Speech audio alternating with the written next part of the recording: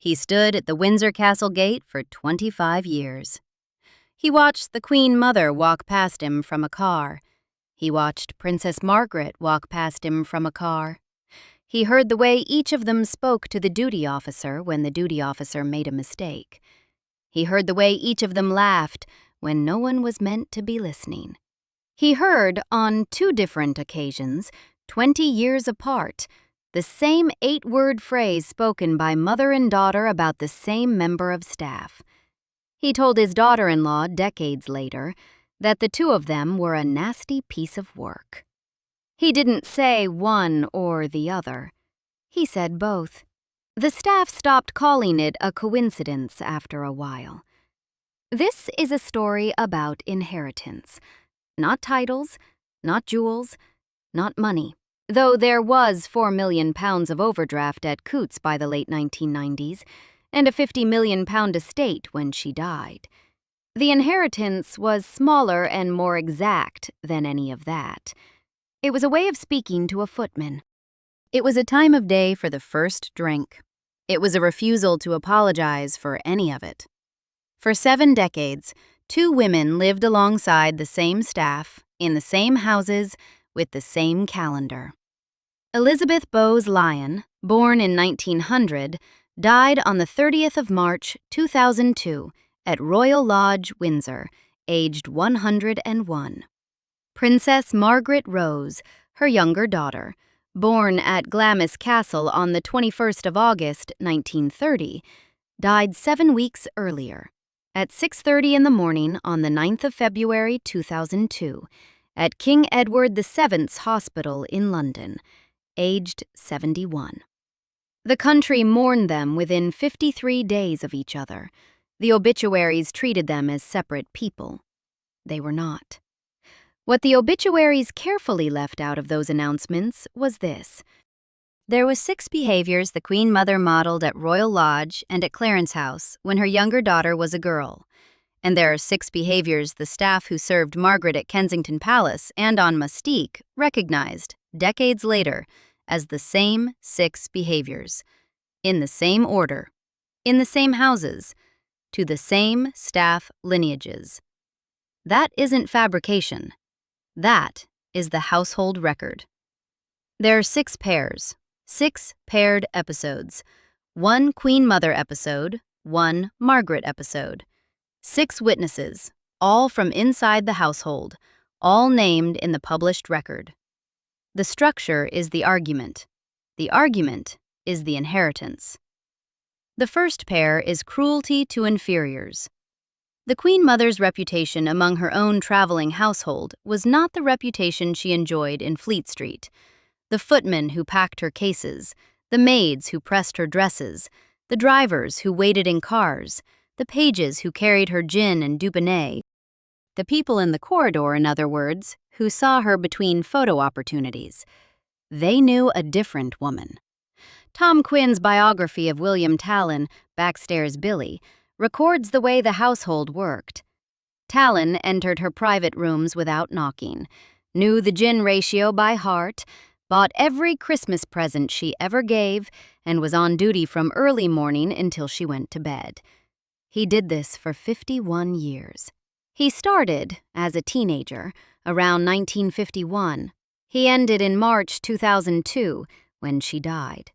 When she went, he was, by his own account, heartbroken.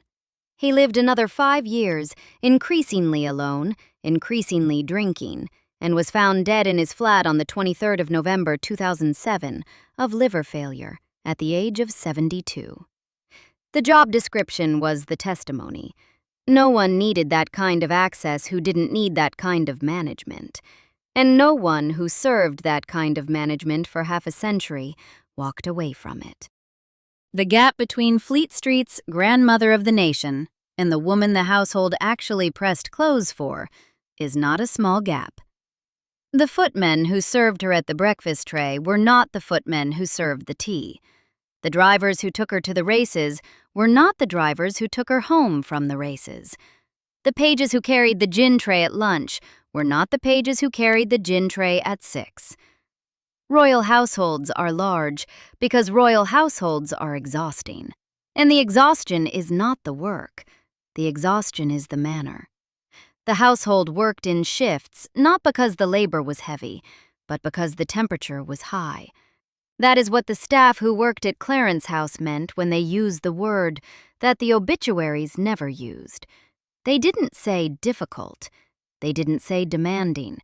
They said what the guard at the Windsor gate said, what the Kensington Palace maid said, what the comments under this channel say in their thousands. They said, nasty piece of work. They said it without flinching. They said it about both. Cecil Beaton, her favorite court photographer, who knew her for 40 years and photographed her in 9 separate sittings, summed her up in a sentence. He called her a marshmallow made on a welding machine. The marshmallow got rather more coverage than the welding machine. Beaton meant the staff knew the welding machine. The country knew the marshmallow. But here's the thing about a marshmallow made on a welding machine. The welding machine doesn't switch off when the daughter is in the room. The daughter watches. Princess Margaret's lady-in-waiting, Anne Glenconner, served her for 31 years. From the 1971 appointment until Margaret died in 2002. Glenconner was not a critic. She wrote her 2019 memoir, Lady-in-Waiting, by her own account because, in her own words, she was so fed up with people writing such horrible things about Princess Margaret. The book was supposed to be a defense. What it became was the most detailed accidental case file the household ever produced. Even Glenconner, in her own pages, in her own sympathetic voice, was forced to write a phrase about her friend the princess that nobody has ever been able to unsay. She wrote that Margaret could be inconsiderate and despotic. That is the defender's verdict. That is the sympathizer's qualification. Now consider what the critics said.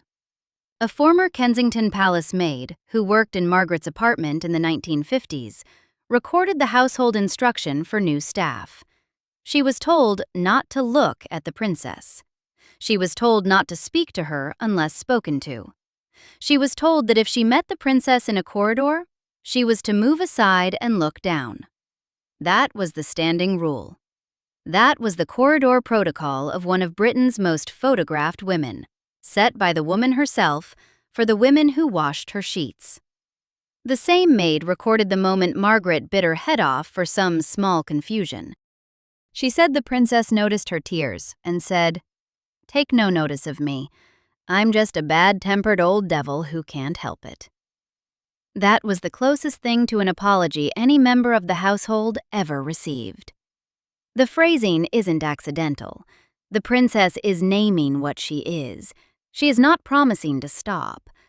Anne Glenconner herself recorded the small daily impositions, the picnics that had to be staged at the Tower of London with the tables set among the crown jewels, the lunches that had to be flown to Osborne House on the Isle of Wight, the hairdressers that had to be summoned and waited for, the dinners that ran on the princess's clock and no one else's.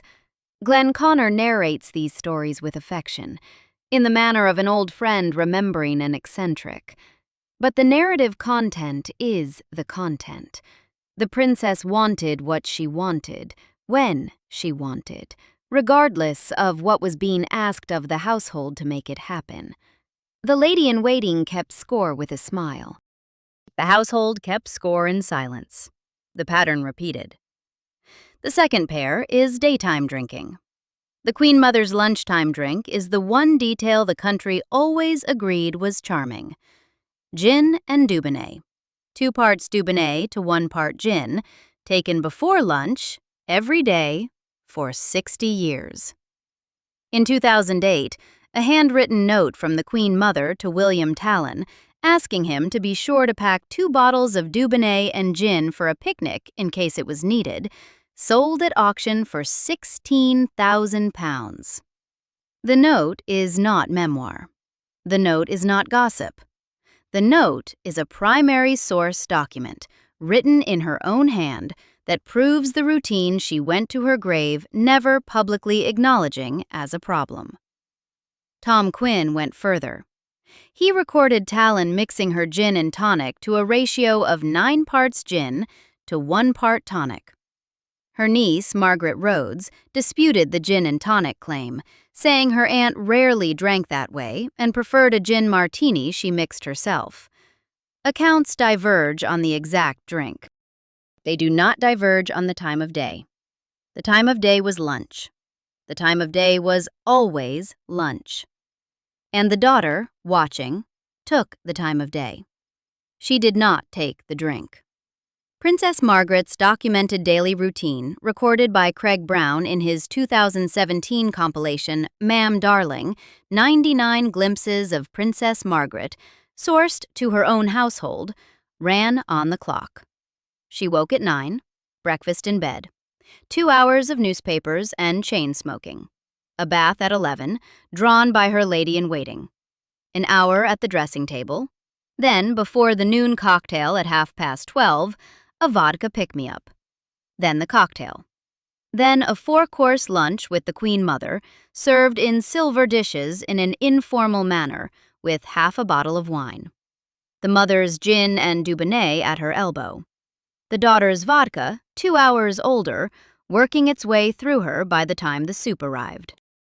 When she did go out, the chef Gordon Ramsay later recorded Margaret arriving at his restaurant, ordering a scotch, and going on drinking for 3 hours. The ashtray, he said, had to be changed every 3 minutes. She smoked 60 cigarettes a day. In January 1985, she had part of a lung removed. She did not stop smoking. She did not stop drinking. By 2002, she had had multiple strokes. She had been in a wheelchair. She had lost partial sight. The biographer Noel Botham recorded that a decanter of famous grouse had sat permanently on her drinks tray at Clarence House through the 1950s, when she was in her 20s. She had been drinking before lunch since she was a young woman. The vodka came later, in her Kensington Palace years from 1963 on. By the time she was 40, the noon vodka was the routine. By the time she was 60, the staff set their watches by it. That isn't incidental. That's a household discipline. Not a vice, in the way the country gossiped about it, but a discipline. A thing the mother did every day, in the same room, at the same time. And the daughter saw every day, in the same room, at the same time, and then did. The picture only looks like indulgence if you compress it. Spread it across the calendar, 60 years for the mother, 50-plus years for the daughter, and what you see is a clock. Each of them set the same clock. Each of them refused to move it. The daughter, born into the house, was born into the clock. By the time she was old enough to choose otherwise, the choice had been made for her, by the woman who poured the first drink at the next chair. That is what an inheritance of habit looks like. It doesn't arrive in a will. It arrives in a daily timetable that the child watches, learns, and replicates in the same building. The third pair is contempt for in-laws and outsiders. The Queen Mother's grudge against Wallis Simpson is the most documented private feud in 20th century royal life. The Duke of Windsor, Edward VIII, the abdicated king, and his American Duchess called her Cookie, a private nickname between themselves that referred to her solid figure and her fondness for food. The Queen Mother returned the compliment by calling Wallis the lowest of the low. She blamed Wallis personally for the abdication of December 1936. She blamed Wallis personally for the death of her own husband, George VI, on the 6th of February 1952, at Sandringham House. The cause of death was given to the country as coronary thrombosis. The cancer that had taken out his entire left lung 5 months earlier was not named in the public bulletin. The Queen Mother, in her own telling, named a different killer, not nicotine, her husband's brother, her sister-in-law, the American who took her crown and gave her her widowhood. When Wallis Simpson died in Paris on the 24th of April, 1986, the Queen Mother was asked by her own daughter, the Queen, to stay away from the burial. She stayed away.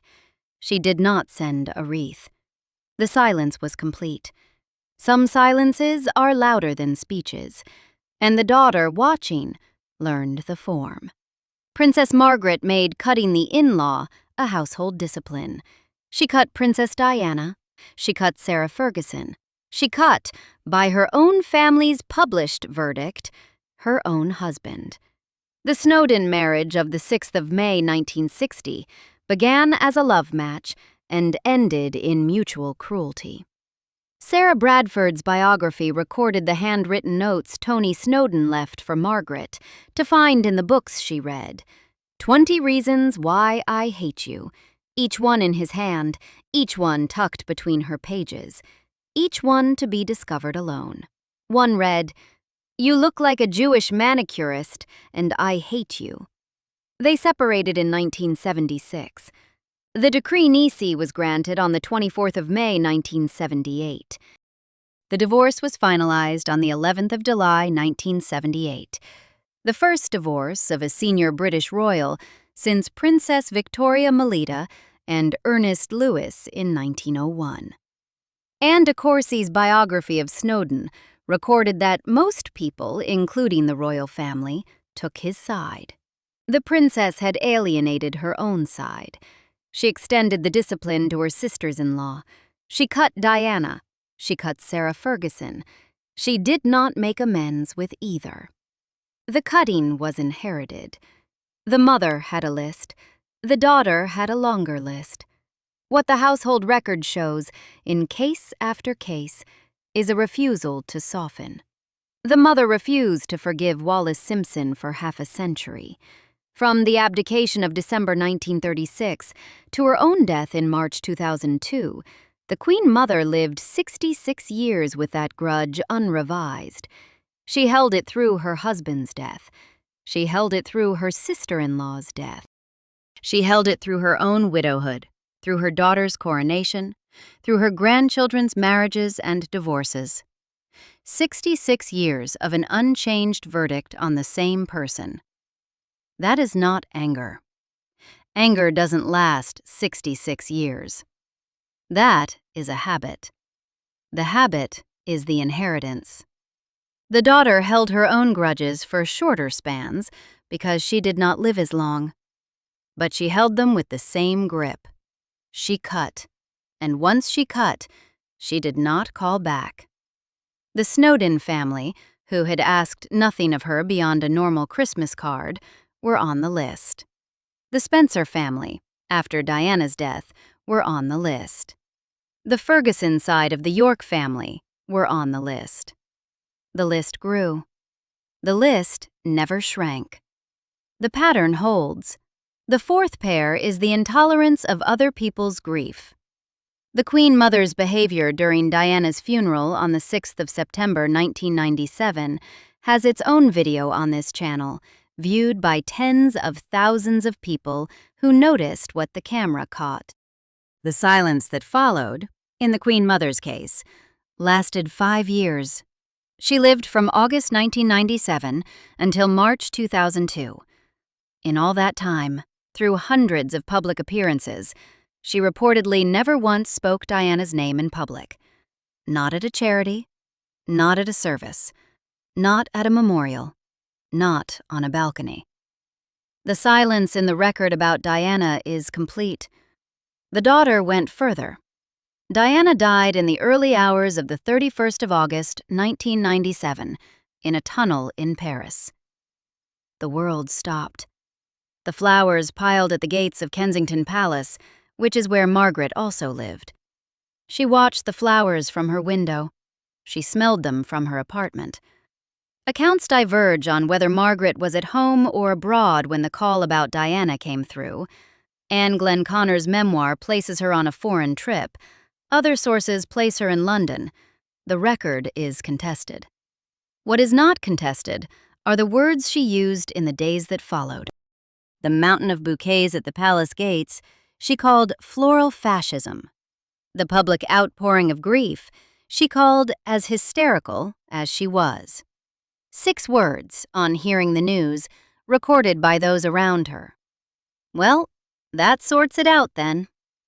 That is what an inheritance of intolerance for someone else's grief sounds like in the mouth of a 67-year-old woman who has spent her life watching her mother do the same thing differently.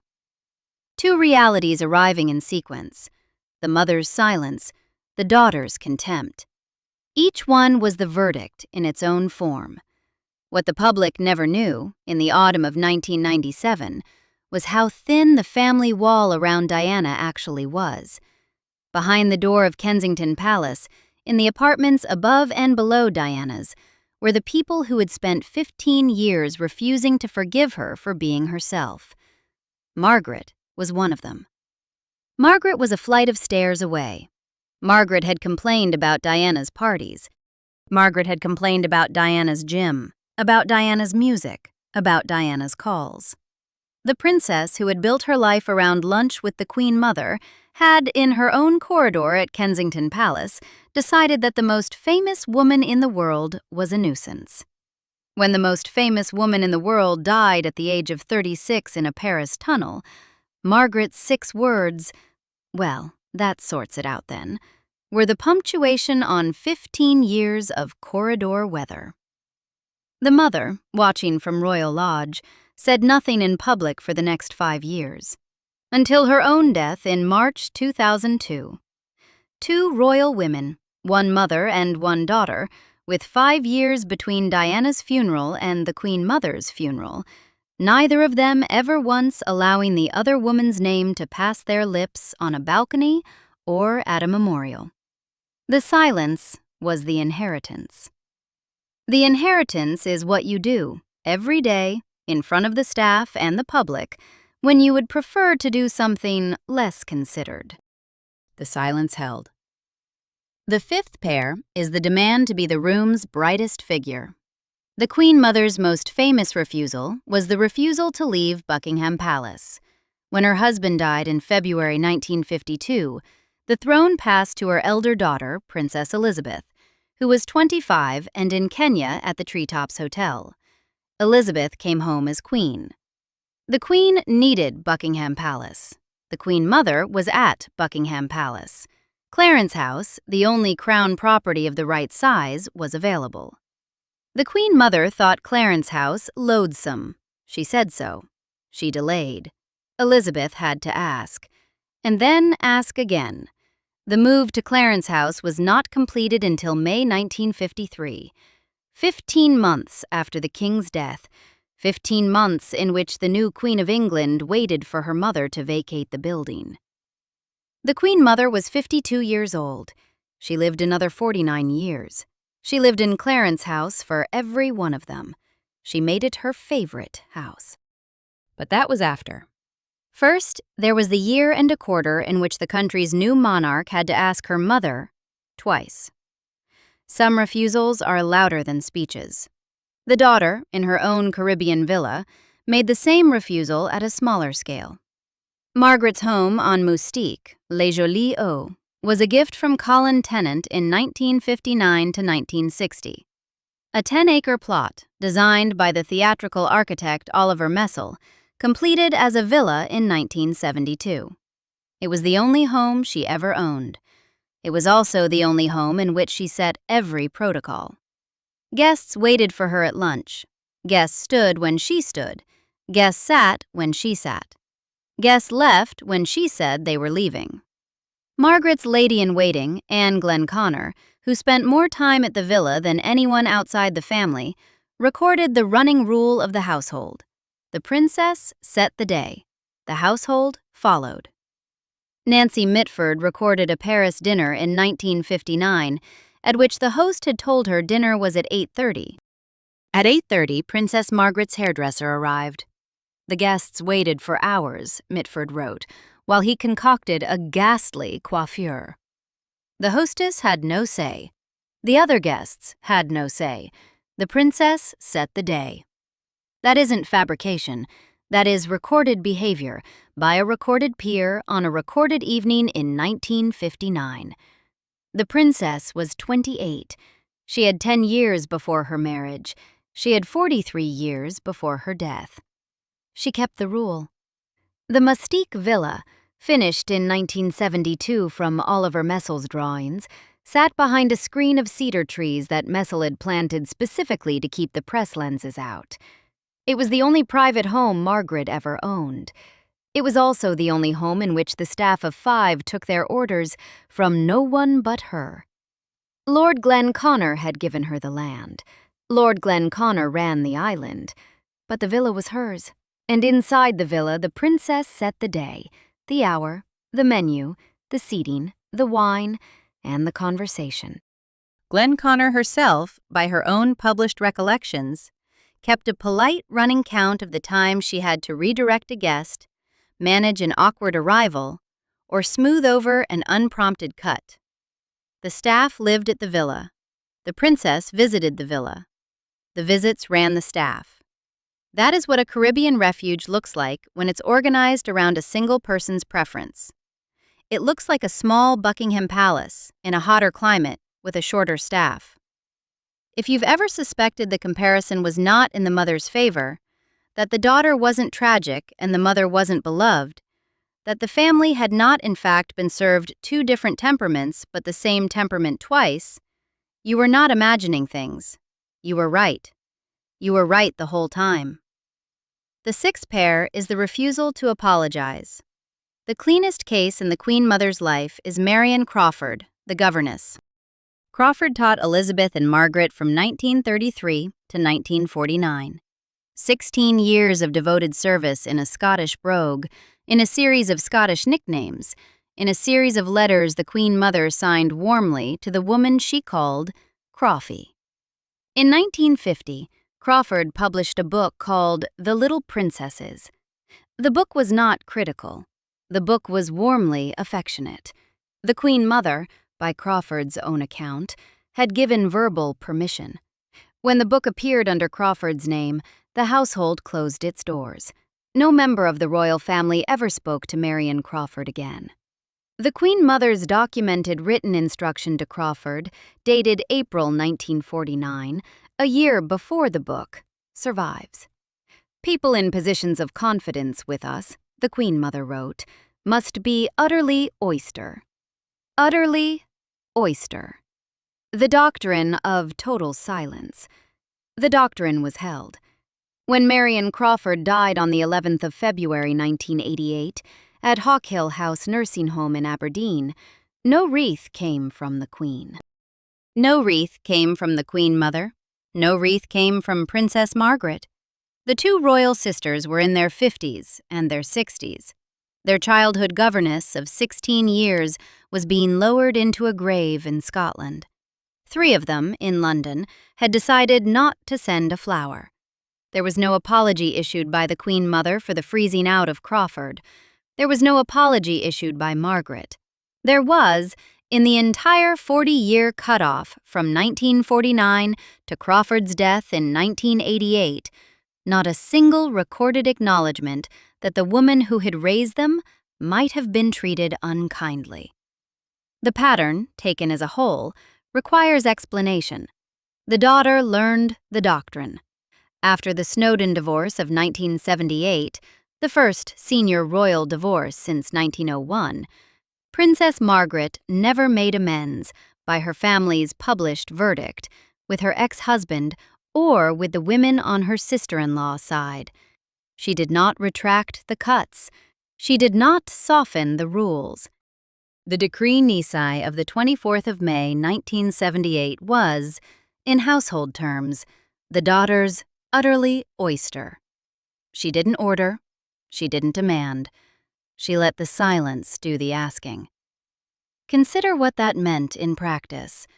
The first divorce of a senior royal in 77 years. Some politicians at Westminster called for Margaret's removal from the civil list. Labour MPs called her, in the chamber and out of it, a royal parasite, a floozy. The press treatment was brutal.